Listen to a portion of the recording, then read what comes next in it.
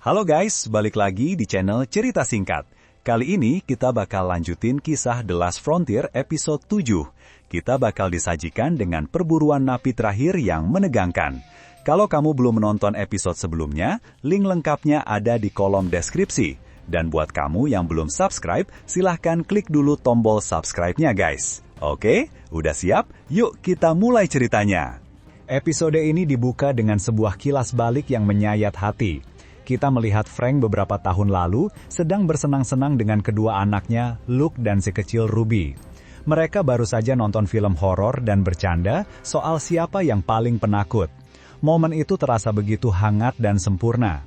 Ruby bahkan meminta dibelikan coklat panas dengan marshmallow ekstra. Saat Ruby berlari ke seberang jalan untuk mengambil toples harapan yang berisi permen miliknya dari mobil, tiba-tiba sebuah mobil melaju kencang dan rentetan tembakan dilepaskan. Frank yang kebetulan nyamperin, berusaha melindungi anaknya terluka parah, dan yang paling tragis, Ruby tewas di pelukannya. Momen bahagia itu hancur dalam sekejap, menjadi awal dari mimpi buruk yang menghantui Frank selamanya.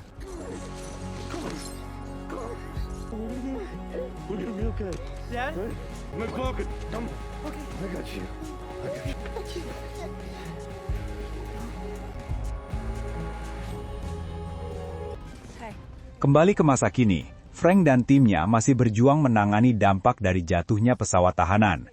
Kota masih gelap gulita karena listrik padam.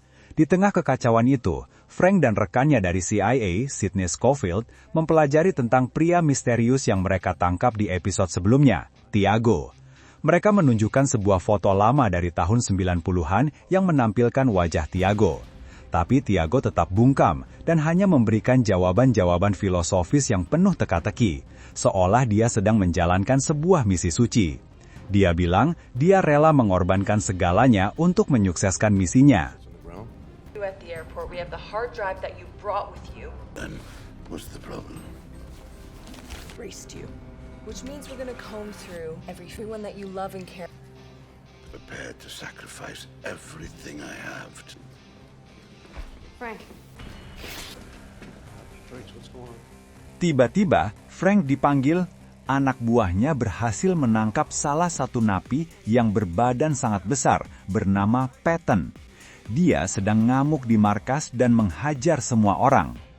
Tepat di saat yang genting itu, listrik tiba-tiba nyala, dan Patton langsung tewas tersengat listrik. Still at large, Marcus Ramsey and Julian Steele. Serving life for murder, claims he was wrongfully convicted. Troopers have a connect with his brother in Tulsa. Okay. Frank dan timnya kemudian berkoordinasi untuk mengupdate informasi. Ada 2 lagi narapidana lainnya yang masih belum tertangkap. Di sisi lain, Sidney sedang dalam masalah besar. Pihak CIA dan pemerintah akan segera mengeluarkan surat dakwaan untuknya. Dia merasa dijebak dan putus asa. Frank, yang melihat keputusasaan Sidney, mencoba menenangkannya. Dia berbagi cerita tentang bagaimana dia mengatasi kehilangan dan meyakinkan Sidney bahwa harapan masih ada. Momen ini membuat hubungan mereka sebagai rekan kerja terasa semakin erat. Frank percaya pada Sidney. I mean, way out. That's the road as any place up here. It's mountain bed. You never even heard of. I mean, people think. Gak lama kemudian, Frank dan timnya lagi briefing di ruangan kontrol. Tiba-tiba seorang anak buahnya datang melapor. Setelah listrik kembali menyala, dia menemukan sebuah sinyal pemancar radio yang bukan milik mereka. Sidney langsung curiga. Dia ke ruang tahanan Tiago dan menggeledahnya. Sidney menemukan alat penyadap pada tubuh Tiago. Frank dan Sidney awalnya menduga CIA lah yang memata-matahi mereka.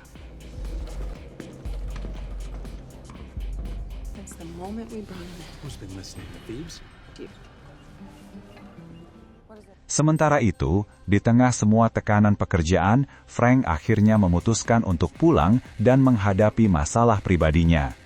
Disinilah adegan paling emosional terjadi.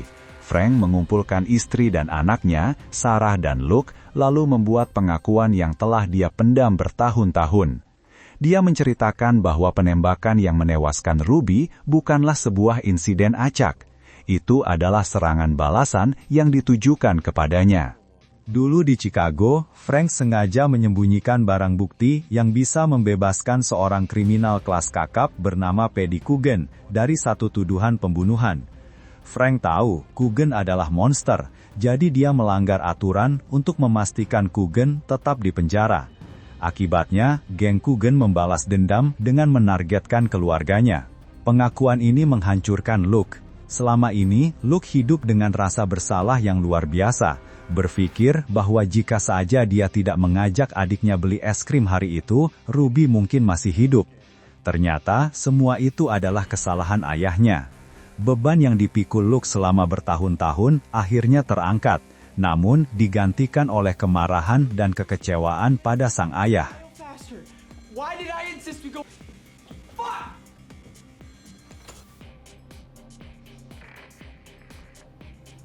Sounds like they need you.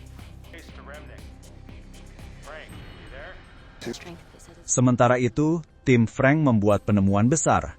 Ternyata, sinyal penyadap yang mereka temukan bukan berasal dari CIA, melainkan dari Havelock, buronan utama mereka.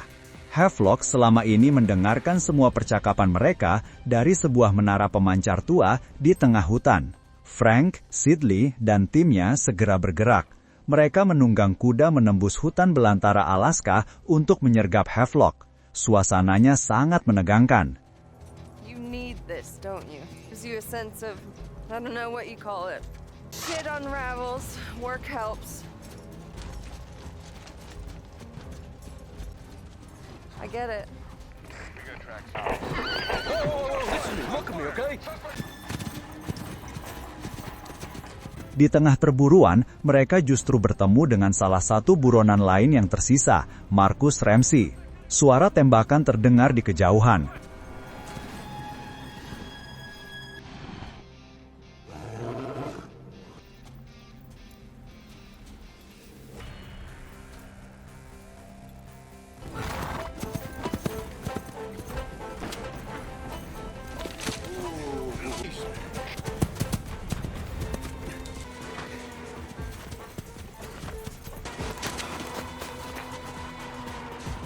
Setelah kejar-kejaran singkat, Ramsey berhasil dilumpuhkan. You're under arrest.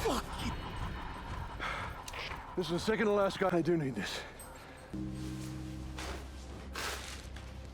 Sementara tim Frank sibuk, Havelock ternyata sudah punya rencana lain. Dia mendatangi rumah seorang teknisi IT Angkatan Udara dan memaksanya untuk menemukan lokasi sebuah kapal penelitian di pelabuhan Dillingham. Sidney langsung sadar. Itu bukan kapal penelitian biasa, melainkan pos penyadapan bergerak milik NSA. Havelock kehilangan akses ke data curiannya yang dia upload waktu di Rusia, dan dia tahu NSA pasti memiliki salinannya di kapal itu.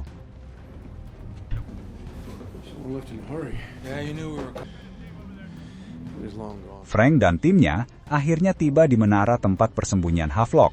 Tadi di situ sudah kosong. Ahli IT anak buah Frank berhasil menyalakan laptop yang dihancurkan Havelock sebelumnya. Dari situ, mereka mengetahui bahwa Havelock sedang mengincar ahli IT yang bernama Jamal. Mereka langsung meluncur ke rumah Jamal. Tadi mereka keduluan oleh tim FBI. Frank dan Sidney tidak diperbolehkan menemui Jamal. Setelah pertengkaran singkat, salah seorang teman Frank memberikan informasi yang mereka punya. Sebuah perahu di kota bernama Dillingham. Kid won't say. He's terrified. Trying to make out the Hall ID. They want to know if it's private or government. Let's have Havelock doing the research vessel. Sementara itu, Havelock ternyata sudah berada di kapal itu dan melumpuhkan lalu mengurung semua krunya di sebuah ruangan.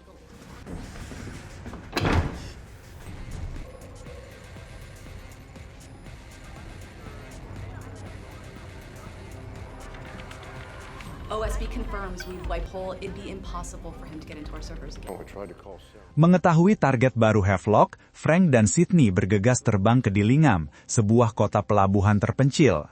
That's what I feel like. I feel like chaos is brewing. And see. Find your guy.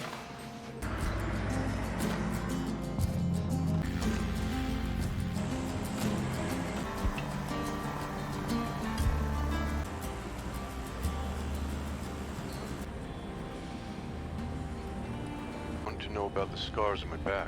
Di dalam pesawat kecil, suasana terasa hening.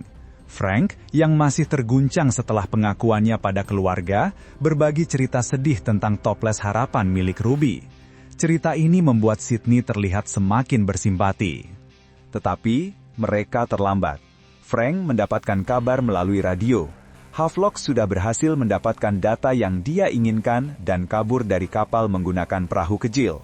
Frank segera mengunci seluruh kota.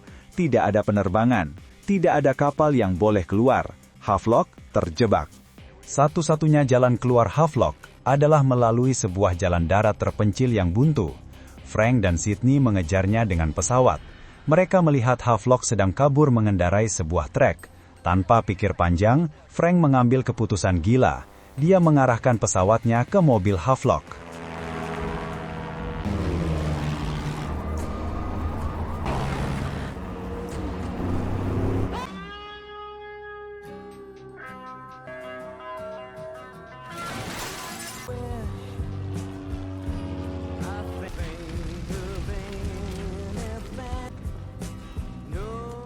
Sydney berhasil menarik Havelock keluar dari mobil yang terbakar, dan akhirnya mereka berhasil menangkap Havelock yang terluka parah.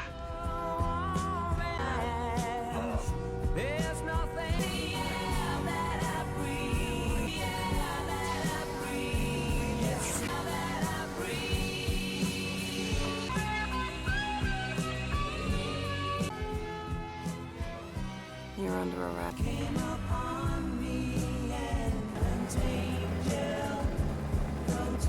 What do the medics say? Misi selesai. Semua buronan telah tertangkap. Sydney seolah-olah telah membersihkan namanya, dan Frank berhasil menuntaskan tugasnya. Mereka berpisah di kantor pusat komando. Sydney berterima kasih pada Frank karena telah mempercayainya, dan Frank menyuruhnya untuk membuat ayahnya bangga. Sebuah perpisahan yang terasa seperti akhir dari sebuah perjuangan bersama. One is for you to be happy and to know that matters.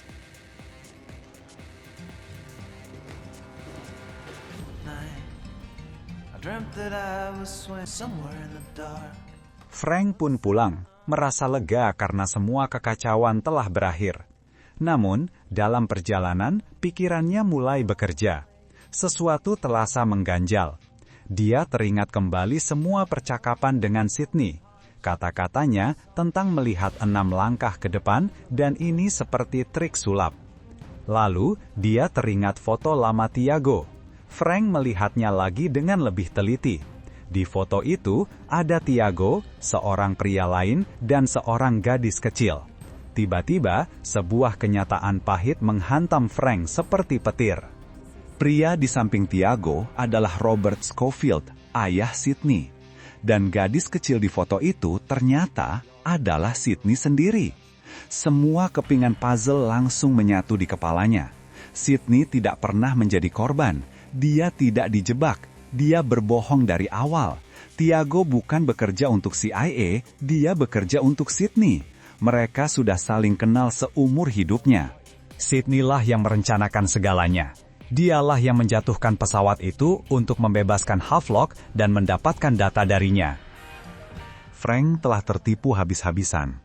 Orang yang dia percaya, yang dia lindungi, yang dianggap sebagai rekan, ternyata adalah dalang di balik semua ini.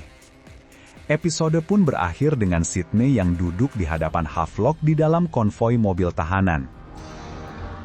Nah, gimana guys? Gila banget kan twistnya? Apa yang akan dilakukan Frank setelah mengetahui kebenaran ini? Kita tunggu jawabannya di episode selanjutnya ya. Jangan lupa tekan tombol like, tinggalkan komentar di bawah, dan yang paling penting, subscribe channel Cerita Singkat biar nggak ketinggalan alur cerita seru berikutnya.